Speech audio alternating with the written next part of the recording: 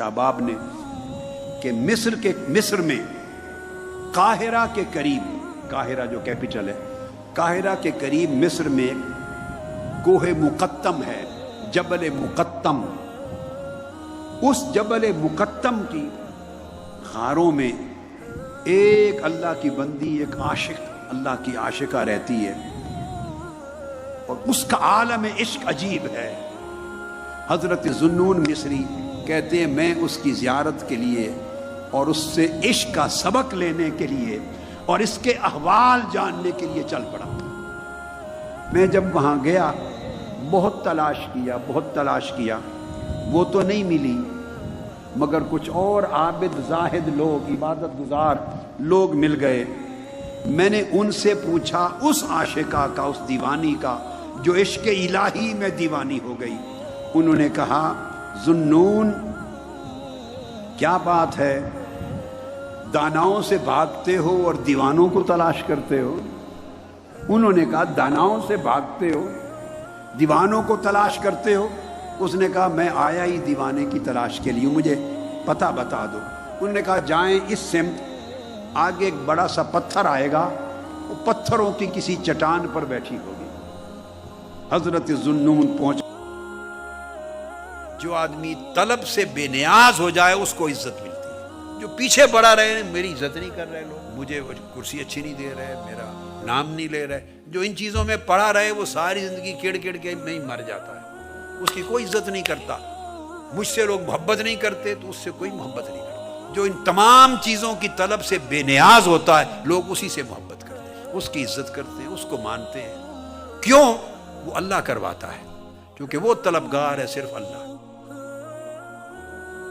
گئے، اب جب وہاں پہنچے سلام کیا تو آپ نے پوچھا، سلام کا جواب دیا تو وہ کہتی ہے ذوالنون تمہیں دیوانوں سے کیا کام؟ وہ ان سے سن کے آئے ہیں لفظ، تمہیں دیوانوں سے کیا کام؟ آپ کہنے لگے آپ کیسے دیوانی ہیں، آپ کس طرح دیوانی ہو گئی؟ اس نے کہا ابھی سن کے نہیں آئے، لوگ مجھے دیوانہ کہتے ہیں، سن کے نہیں آئے ہو؟ اس نے کہا کس شے نے تجھے دیوانہ بنا دیا، کس شے نے تجھے اس حال پر پہنچا دیا؟ اب اس نے جواب دیا مولا کے عشق نے دیوانہ بنا دیا، اور اس کی شوق نے، شوق ملاقات نے مجھے حیرت زدہ بنا دیا، اور اس کو پا لینے میں مجھے ہر وقت کے لیے تڑپا کے رکھ دیا۔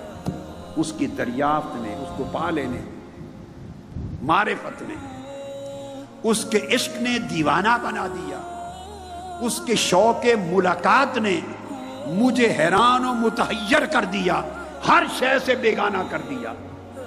عشق نے اس کا دیوانہ کر دیا، اور اس کے شوق ملاقات نے مجھے ہر شے سے بیگانہ کر دیا، اور اس کی معرفت جب سے ملی اس کی معرفت نے مجھے تڑپا دیا۔ اب میں جنگلوں صحراؤں اور غاروں میں صبح و شام تڑپتی پھرتی ہوں۔ انہوں نے کہا، پھر جواب دیا، انہوں نے کہا محبت قلب میں ہوتی ہے، اور شوق لقاء ملاقات کا شوق فؤاد میں ہوتا ہے، اور معرفت اس کی پہچان سر میں ہوتی ہے۔ ذوالنون مصری کہتے ہیں میں نے پوچھا کہ کیا قلب اور فؤاد الگ الگ چیزیں ہیں، دو الگ چیزیں ہیں؟ اس نے جواب دیا ہاں، قلب اور شے ہے، فؤاد اور شے ہے۔ قلب کو جو نور ملتا ہے اس نور قلب کو فؤاد کہتے ہیں۔ ترجمے میں فؤاد کا معنی بھی دل لکھا جاتا ہے، مگر دل کے اندر ایک دل ہے۔ عاشقو، یہ دل تو ایک لوتھڑا ہے، ایک گوشت کا عضو ہے، اس کا کام تو خون کو لینا اور پمپ کر کے خون کو بھیجنا، خون